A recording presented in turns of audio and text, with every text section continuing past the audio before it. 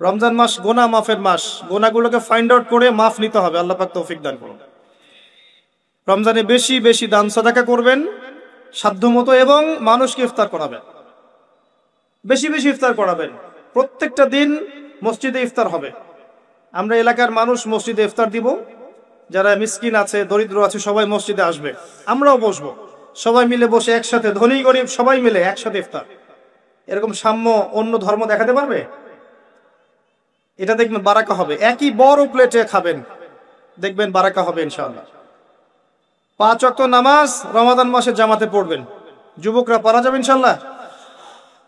আল্লাহ পাক তৌফিক দান করুক তোমাদেরকে। 5 ওয়াক্ত নামাজ জামাতে, এবং এবার যে নামাজ ধরবা আর জীবনে কোনোদিন ছাড়বা না ইনশাআল্লাহ। মৃত্যু হয়ে গেলেও, মৌতের আগেও 2 রাকাত নামাজ পড়ে মরবা। পারা যাবে? 5 ওয়াক্ত নামাজ ছাড়বা না ইনশাআল্লাহ, জামাতের সাথে। যদি জামাত না পাও, ছুটে যায়, নামাজ কি ছেড়ে দিবা? একা পড়বা। যদি একা পড়তে ভুলে গিয়েছো, ঘুমিয়ে গিয়েছো, বা মনে ছিল না, যখনই ঘুম ভাঙবে তখনই নামাজ, যখনই মনে পড়বে তখনই নামাজ। একদিন নামাজ পরের দিনের জন্য রেখে দিবা না, যে পরের দিন গিয়ে কাজা করবো, এটা করবো না। যখনই মনে পড়বে তখনই নামাজ। প্রয়োজনে বাসার স্ত্রী সন্তানদেরকে নিয়ে শেষ রাত্রে আবারও নামাজে দাঁড়াবেন, নফল নামাজ পড়বেন। তারাবি তো পড়েছেন মসজিদে, রাতের বেলা যখন উঠেছেন শেষ রাত্রে, স্ত্রীকে উঠান, সন্তানকে উঠান, উঠিয়ে আবার নামাজে দাঁড়ান, 2-4 রাকাত নামাজ পড়েন জামাতের সাথে, একসাথে পড়েন। হাদিসের দার্স করবেন, নামাজের পরপর হাদিসের দার্স করবেন মসজিদে। আপনাদের কাছে মুনতাখাব হাদিস বইটা আছে না? আছে? ফয়জুল কালাম বই নাই? মিশকাত, বুলুগুল মারাম, রিয়াদুস সালেহিন, এই বইগুলো আছে না? হাদিসের এই কিতাবগুলো থেকে মসজিদে নামাজের পর দার্স হবে, সবাই অ্যাটেন্ড করবে। দেখবেন একটা নুরানি পরিবেশ গড়ে উঠবে। রমজান মাস এইসব কাজের মাস। এই মাসটাতে আপনি আল্লাহকে সময় দিবেন, সেজদায় সময় দিবেন, আপনি রিল্যাক্সে নামাজ পড়বেন, তাড়াহুড়া করবেন না, দুনিয়ার কাজকে কমিয়ে ফেলবেন, দুনিয়ার অনেকগুলো কাজ আপনি কমিয়ে ফেলবেন। রমজান আমরা দেখি আমরা দুনিয়ার কাজে ব্যস্ত হয়ে যাই, আর মা বোনরা রান্নার কাজে ব্যস্ত হয়ে যায়। এই কাজ করবেন না। এত বেশি রান্নার তো প্রয়োজন নেই আমার। ভাত রান্না করবেন, একটা মূল তরকারি, সাথে সবজি বা সালাদ, এরকম কিছু। এত 10টা-20টা আইটেম করতে হবে কি জন্য? এত খেতে হবে কেন? আমরা কি দুনিয়াতে খেতেই আসছি? দুনিয়াতে আসছি কি জন্য? আমরা কি খাওয়ার জন্য বাঁচবো, না বাঁচার জন্য খাবো? কোনটা? কিছু কিছু মানুষ খাওয়ার জন্যই বাঁচে, আর কিছু মানুষ বাঁচার জন্য খায়। নবী সাল্লাল্লাহু আলাইহি ওয়াসাল্লাম কি খাওয়ার জন্য বাঁচতেন? তিনি বলছেন, যদি খেতেই হয় মুসলিমদেরকে, তাহলে তারা যেন 1 ভাগ খায়, পেটের 1 ভাগ খায়, আরেক ভাগ পানি দিয়ে পূর্ণ করে, আরেক ভাগ ফাঁকা রাখে। আমাকে দেখান তো কতজন মানুষ এই সুন্নাহ পালন করে। পারলে আমরা 7 পেট খাই, 7 পেট। প্রিয় ভাইয়েরা, এগুলো আমাদেরকে ভোগবাদী করে তুলবে, বস্তুবাদী করে তুলবে। রমজান মাসে দুনিয়ার কাজ কমিয়ে ফেলেন। আপনি যদি আপনার 20,000 টাকা দিয়ে সংসার চলে যায়, আপনার 40,000-এর দিকে যাওয়ার দরকার নাই। যদি আপনার 2-3টা আইটেম দিয়ে আপনি খাওয়ার ক্লোজ করতে পারেন, আপনার 8-10টা আইটেম করার দরকার নাই। আপনি ওই সময়টা কোরআন তাদাব্বুরে দেন, কোরআন শেখান, হাদিসের দার্সে দেন, বাচ্চা কাচ্চাদেরকে সময় দেন, পরিবারকে সময় দেন, দিনের জন্য একটু মেহনত করেন, আল্লাহর পথে মানুষকে দাওয়াত দেন, একটু সময় দেন। দুনিয়ার কাজ কমিয়ে ফেলেন, এটা আমার নসিহত থাকবে। আরো আছে, রমাদানে আমরা তারাবি খুব সুন্দর করে আদায় করবো ইনশাআল্লাহ। তারাবিকে গুরুত্ব দিবেন, এটা অত্যন্ত গুরুত্বপূর্ণ একটা ইবাদত। এখানে রাকাত সংখ্যা নিয়ে ঝগড়া করবেন না। রাকাত সংখ্যা নিয়ে ঝগড়া না করে নামাজের কোয়ালিটি বাড়ানোর চেষ্টা করবেন। নামাজটা হবে কোয়ালিটিফুল। 2 রাকাত নামাজ দেখলে মনে হবে চোখ জোড়ানো নামাজ, লম্বা কেরাত, লম্বা রুকু, লম্বা সেজদা, এবং সেজদায় বেশি থেকে বেশি দোয়া করবেন। রমাদানে সেজদায় বেশি বেশি দোয়া করবেন, কারণ আল্লাহ পাক বলেছেন, আল্লাহ রাসূল বলেছেন যে বান্দা আল্লাহর এত কাছে কখনোই যেতে পারে না যত কাছে সে সেজদারত অবস্থায় থাকে। সেজদারত অবস্থায় আপনি যা চাইবেন আল্লাহর কাছে সেটাই কবুল হয়ে যাবে ইনশাআল্লাহ। আল্লাহ পাক আমাদেরকে বেশি বেশি সেজদায় দোয়া করার তৌফিক দান করুন, আমিন। তারাবির নামাজে অনেক সেজদা পাবেন, প্রত্যেকটা সেজদায় 1-2টা করে দোয়া করবেন। আল্লাহ পাক কি খুব কঠোর? আপনি যদি কোনো দোয়াই না জানেন, আপনি ধরেন কোনো দোয়াই জানেন না, আপনি সেজদায় গিয়েছেন, বাংলাতেই বলেছেন আল্লাহ আমাকে মাফ করে দাও, আল্লাহ কি মাফ করবেন না? আল্লাহ কি বলবেন কেন আরবিতে বলো নাই? এত কঠিন করি কেন আমরা ইসলামকে? ইসলামকে আমরা এত কঠিন কেন করি? আল্লাহ পাক তো সহজ করে দিচ্ছেন। একজন ব্যক্তি আরবিতে কথা বলতে পারে না, আরবির দোয়া কালাম তার মুখস্থ নাই, অল্প কিছু আছে, বাকি সে পারে না। এখন সে সেজদায় গিয়ে বাংলায় যদি আল্লাহকে বলে ফেলে আল্লাহ আমার সন্তানটা অসুস্থ, তাকে শেফা দিয়ে দাও, আল্লাহ আপনাকে শুনবেন না? এই ভাষা কি আল্লাহ সৃষ্টি করেন নাই? আমরা ইসলামকে সহজ করে দেই। রমজানে তারাবির নামাজে বেশি বেশি দোয়া করবেন এবং রোজা রাখা অবস্থায় আপনি বেশি বেশি দোয়া করবেন। 3 জন ব্যক্তির দোয়া ফেরত দেওয়া হয় না, 3 জন ব্যক্তির দোয়া ফেরত দেয়াই হয় না। তার মধ্যে একজন হচ্ছে যে ব্যক্তি রোজাদার, রোজা রেখেছে, দোয়া করছে। রোজাদারের জন্য 2টা আনন্দের মুহূর্ত আছে। একটা হচ্ছে ইফতারের সময় যখন সে ইফতার করে, আরেকটা হচ্ছে যখন এর প্রতিদান আল্লাহ পাক দিবেন পরকালে, ওই সময়টা সে অত্যন্ত খুশি হয়ে যাবে। রোজাদার ব্যক্তির মুখের ঘ্রাণ যে দুর্গন্ধটা বের হয়, এটা আল্লাহর কাছে মেশকম্বর হচ্ছে বেশি পছন্দনীয়।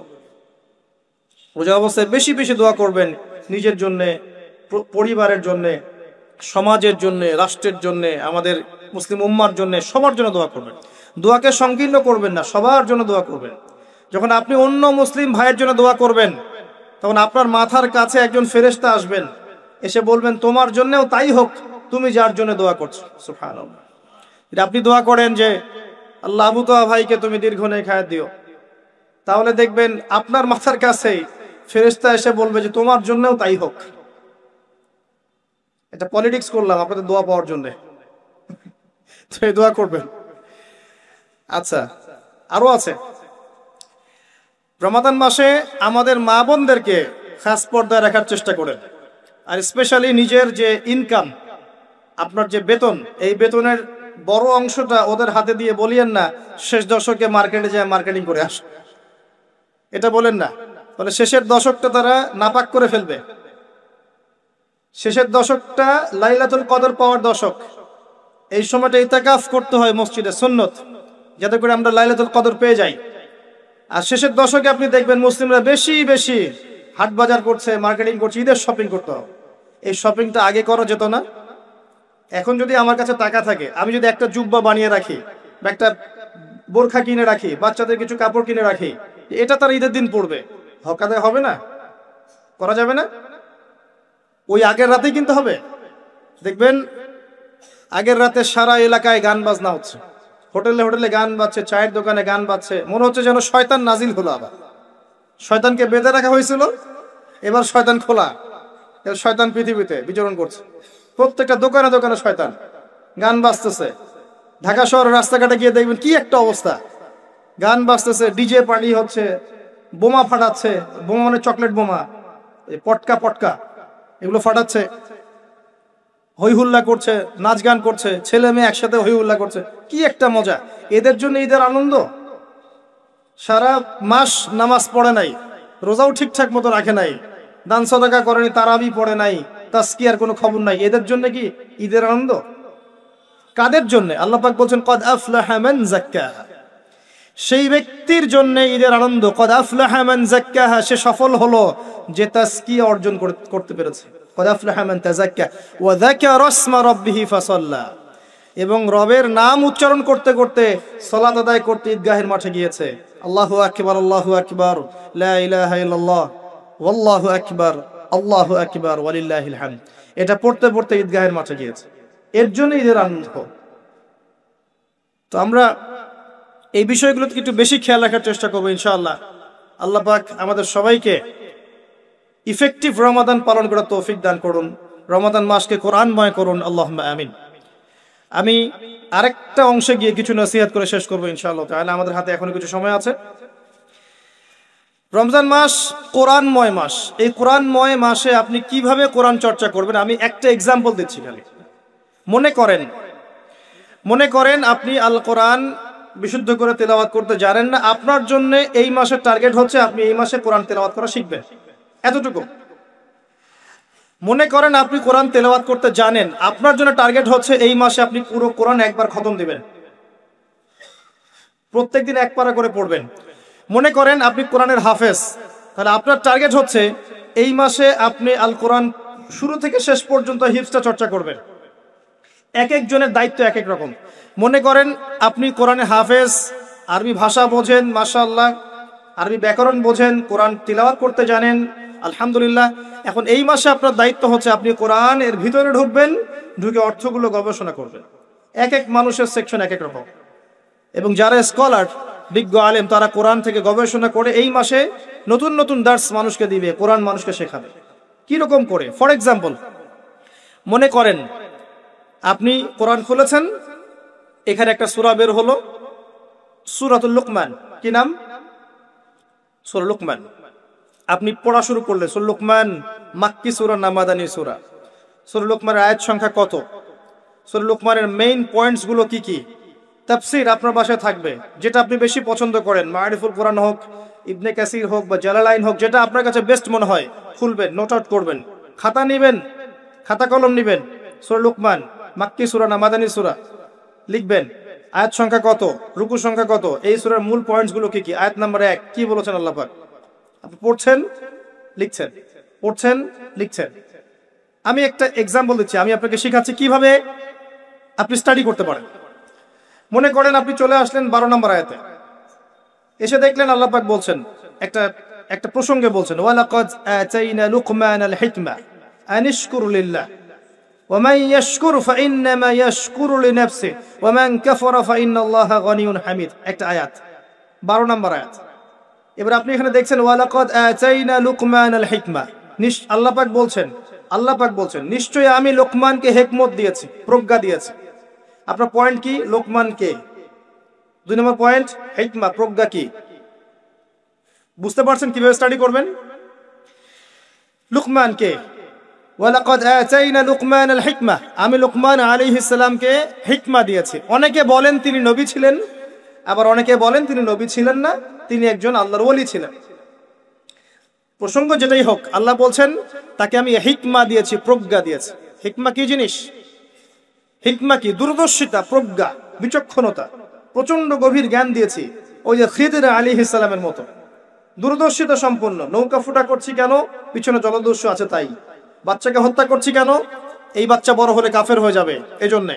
এই দেয়াল নির্মাণ করলাম কেন? দেয়ালের নিচে এতিম বাচ্চার সম্পত্তি আছে। এই যে প্রজ্ঞা, দূরদর্শিতা। মুসা আলাইহিস সালাম বুঝতে পারছেন না, কেন নৌকা ফুটা করছেন, কেন আপনি বাচ্চাকে হত্যা করলেন, কেন দেয়াল নির্মাণ করলেন। মুসা আলাইহিস সালামও কিন্তু একজন নবী। খিদির আলাইহিস সালামকে আল্লাহ পাক বলেছেন ওয়াল্লামনাহু মিন লাদুন্না ইলমা, আমার পক্ষ থেকে ওকে জ্ঞান শিক্ষা দিয়েছে। সুবহানাল্লাহ। লুকমান আলাইহিস সালামকে আল্লাহ পাক হিকমা দিয়েছেন, প্রজ্ঞা। এই যে আপনি পড়াশোনা করছেন, লুকমান আলাইহিস সালাম কে? তিনি ছিলেন একজন হাবাশী। হাবাশী মানে আফ্রিকার মানুষ, কালো মানুষ। 3 জন ব্যক্তির জন্য জান্নাতে বড় মর্যাদা আছে। একজন বেলাল রাদিয়াল্লাহু আনহু, কালো মানুষ। একজন লুকমান, এই যে হাকিম আলাইহিস সালাম।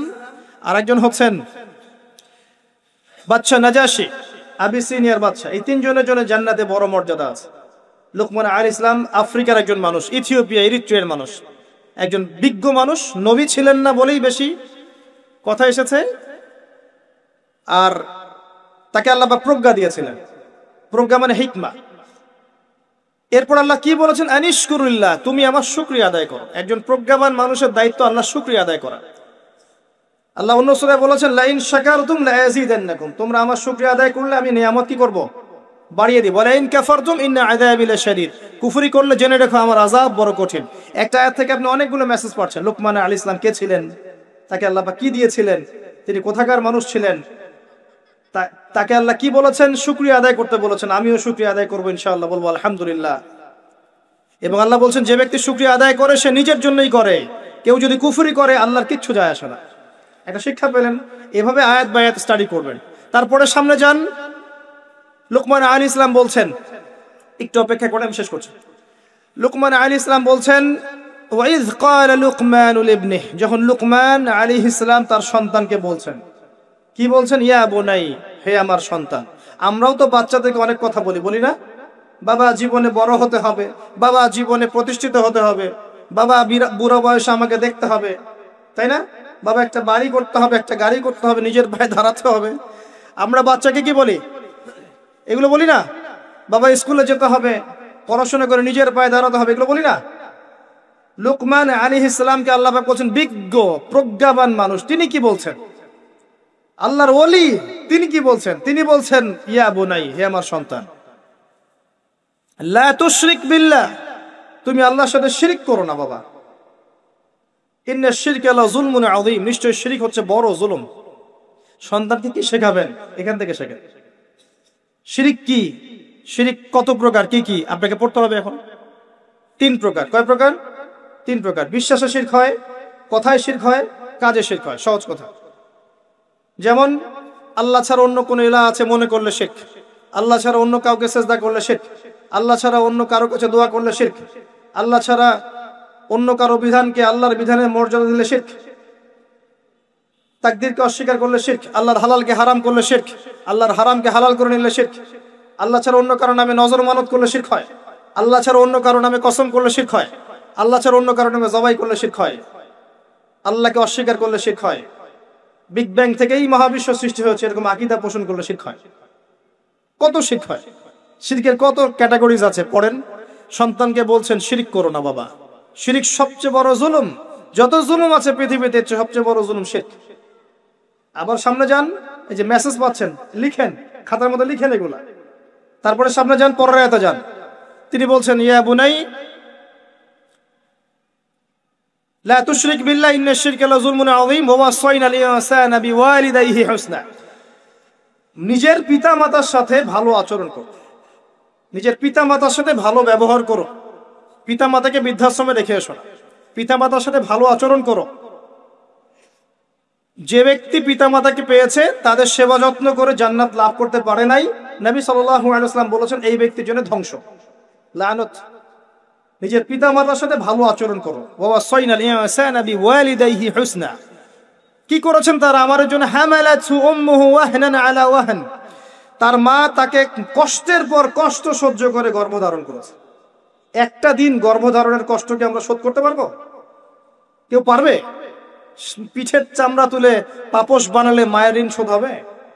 ওয়া ফিসালুহু ফি আমাইন, শুধু তাই নয়, 2 বছর কয়েক মাস দুধও পান করিয়েছে, 2 বছরের বেশি দুধও পান করিয়েছে। এই মায়ের 1 ফোঁটা দুধের দাম কেউ শোধ করতে পারবে?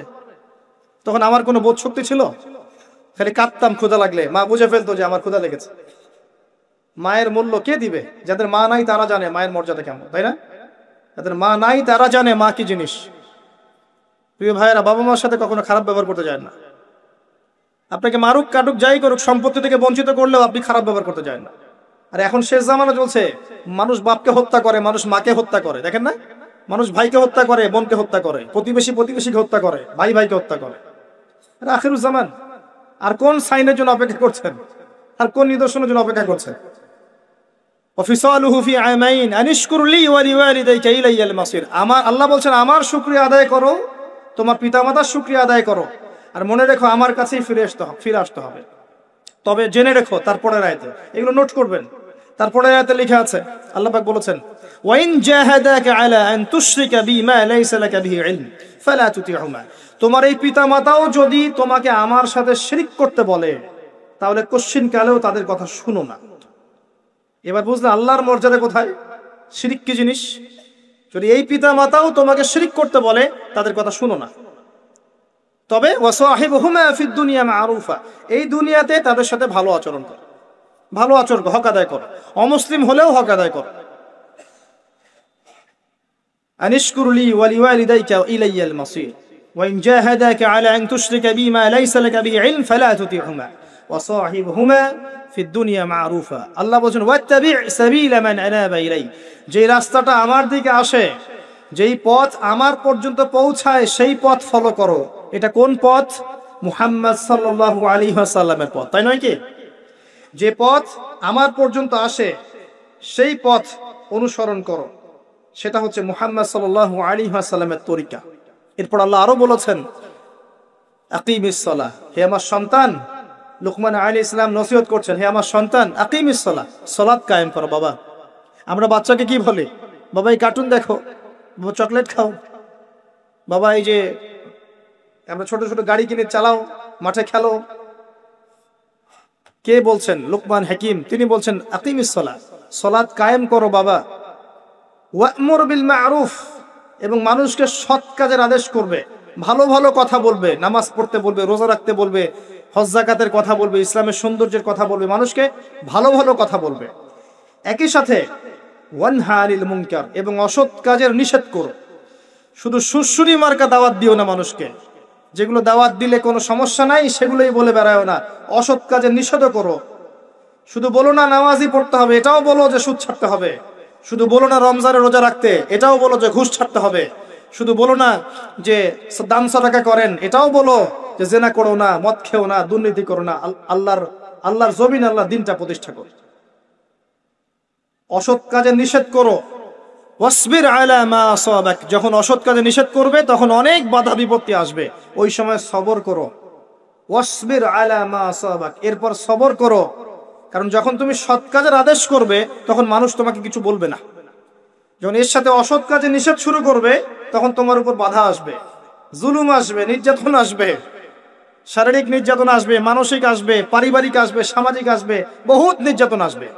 তখন ওয়াসবির আলা মা আসাবাক, সবর করো, যা আসছে এর উপর সবর করো। ইন্না যালিকা মিন আজমিল উমুর, এই সবরটা খুব কঠিন, এটাই সবচেয়ে বড় লেভেলের ইবাদত, সবচেয়ে কঠিন এটা। আল্লাহ পাক তার ভাষা আরো বলেছেন ওয়ালা তুসাইর খাদ্দাকা লিন-নাস, এগুলো নোট করলেন। ওয়ালা তুসাইর খাদ্দাকা লিন-নাস, মানুষের দিক থেকে অহংকারের ভরে মুখটা ফিরিয়ে নিও না। দেখেন না, অহংকারীর মতো মুখটা ফিরিয়ে নিও না। ওয়ালা তুসাইর খাদ্দাকা লিন-নাস ওয়ালা তামশি ফিল আরদি মারহা, আর জমিনের বুকে বুক ফুলিয়ে দম্ভ ভরে চলাফেরা করো না। সূরা বনী ইসরাঈল আল্লাহ পাক বলেছেন ওয়ালা তামশি ফিল আরদি মারহা ইন্নাকা লা তাখরিকাল আরদা ওয়া লান তাবলুগাল জিবালা তুলা, হে মানুষ জমিনের বুকে দম্ভ ভরে চলো না, কারণ তুমি এই জমিনকে ধসিয়ে দিতে পারবে না, আর তুমি পাহাড়ের উচ্চতায় পৌঁছাতে পারবে না। সুবহানাল্লাহ, কি ভাষা! মানুষের মনে আঘাত করার মতো ভাষা। আল্লাহ ছাড়া এমন করে কে কথা বলতে পারেন? ওয়ালা তামশি ফিল আরদি মারহা, জমিনে দম্ভ ভরে চলো না। ইন্নাকা লান তাখরিকাল আরদ, তুমি জমিনকে ধসিয়ে দিতে পারবে না। ওয়ালান তাবলুগাল জিবালা তুলা, পাহাড়ের উচ্চতায় পৌঁছাতে পারবে না। আপনারা পাহাড় এলাকার মানুষ না?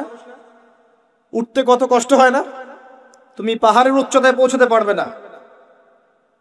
এই জন্য অহংকারী মানুষকে তার এক্সাম্পলটা এমন, সে মনে করে আমি পাহাড়ের উচ্চতায় পৌঁছে গেছি, কিন্তু নিচ থেকে যে মানুষরা আছে, জমিনের মানুষরা ওকে খুব ক্ষুদ্র দেখতে পায়। কথা বুঝতে পারছেন? ওকে খুব ক্ষুদ্র দেখা যায় উপরে, কিন্তু ও মনে করে আমি অনেক উচ্চতায় চলে গেছি। ওয়ালা তামশি ফিল আরদি মারহা ইন্নাল্লাহা লা ইউহিব্বু কুল্লা মুখতারিন ফখুর, আল্লাহ রাব্বুল আলামিন অহংকারী উদ্ধত মানুষকে ভালোবাসেন না। শেষ করেছেন আরেকটা নসিহত করে, ওয়াকসিদ ফি মাশইক ওয়াগদুদ মিন সাওতিক, সব সময় বাবা, সব সময় মধ্যম পন্থা অবলম্বন করো। শৈথুল্যতাবাদী হয়েও না, গোলালু মার্কা হয়েও না, লা ইলাহা ইল্লাল্লাহ পড়েছি বাস জান্নাতে চলে যাব, এরকম হয়েও না। মধ্যম পন্থায় থাকো, আবার চরমপন্থীও হয়েও না। পান থেকে চুন খসলে একদম মানুষকে মেরে কেটে একাকার করে ফেলাবা, এগুলো করতে চাও না। মধ্যম পন্থা থাকো। টাকা এসেছে একদম কিপটা হয়ে যাও না, কৃপণ হয়ে যাও না, আবার অপচয় করো না, মধ্যম পন্থা থাকো। প্রতিটা ক্ষেত্রে মধ্যমপন্থী হও। ওয়াগদুদ মিন সাওতিক, তোমার গলার স্বর নিচু করো, অনেক জোরে জোরে চিল্লা ফাল্লা করে কথাবার্তা বলো না। কথা কি বুঝতে পারছেন? চিল্লা চিল্লি করে কথা বলো না। ইন্না আনকারাল আসওয়াতি লা সাওতুল হামির, নিশ্চয়ই সবচাইতে নিকৃষ্ট গলার আওয়াজ হচ্ছে গাধার গলার আওয়াজ, আর গাধা অনেক জোরে চিৎকার করে। কি চমৎকার নসিহত করছেন বাবা তার সন্তানকে। মাত্র আমি আপনাকে 7টা আয়াত শোনালাম, 12, 13, 14, 15, 16, 17, 18, 19, এই 8টা আয়াত শোনালাম। 8টা আয়াত আপনি নিয়ে বসেন, একটা একটা করে আয়াত পড়েন, পয়েন্ট আউট করেন, নোট করেন। লুকমানকে হিকমা কি জিনিস, হিকমত আসলে কি করতে হবে, আল্লাহ শুকরিয়া আদায় করলে কি হয়, না করলে কি হয়, শিরক কি, পিতামাতার খেদমত করতে হবে, তারা যদি শিরক করতে বলে আমি মানবো না, তাদের সাথে ভালো আচরণ করব, সালাত কায়েম করতে হবে, সৎ কাজের আদেশ করতে হবে, অসৎ কাজে নিষেধ করতে হবে, সবর করতে হবে, গলার স্বর নিচু রাখতে হবে, মধ্যম পন্থা অবলম্বন করতে হবে। কতগুলো নসিহত পেলাম। এইভাবে রমাদান মাসে কোরআন পড়বেন, ওয়াদা করেন, পারবেন ইনশাআল্লাহ? ইনশাআল্লাহ। আমার মনে হয় আর কিছু বলার আমার দরকার নাই। আল্লাহ রাব্বুল আলামিন আমাদের সবাইকে এই রমজানে সবগুলো রোজা, সবগুলো সওম আদায় করার মতো করার তৌফিক দান করুন, এবং বেশি বেশি দান সাদাকা করার তৌফিক দান করুন। আল্লাহ পাক আমাদেরকে বেশি বেশি মানুষকে ইফতার করানোর তৌফিক দান করুন। রমজান মাসে দুনিয়ামুখী হওয়া থেকে আল্লাহ পাক আমাদেরকে আখিরাতমুখী করুন। আল্লাহ পাক তারাবির সালাত আমাদেরকে জামাতে পড়ার তৌফিক দান করুন। কোরআন এই মাসে খতম করার তৌফিক দান করুন। কোরআন বুঝে পড়ার তৌফিক দান করুন। আল্লাহ পাক আমাদের মা বোনদেরকে এই মাসে খাস পর্দায় রাখুন, সারা বছর পর্দায় রাখুন। এই মাসে আল্লাহ পাক যুবক ভাইদেরকে নামাজি বানিয়ে দিন, সারা বছর নামাজি রাখুন। আল্লাহ পাক আমাদেরকে এই মাসে যাবতীয় পাপ ছেড়ে দেওয়ার তৌফিক দান করুন। আল্লাহ রাব্বুল আলামিন রমজান মাসের ওসিলায় আল্লাহ পাক আমাদের সমস্ত গুনাহ খাতাগুলোকে মাফ করে দিন, আমিন।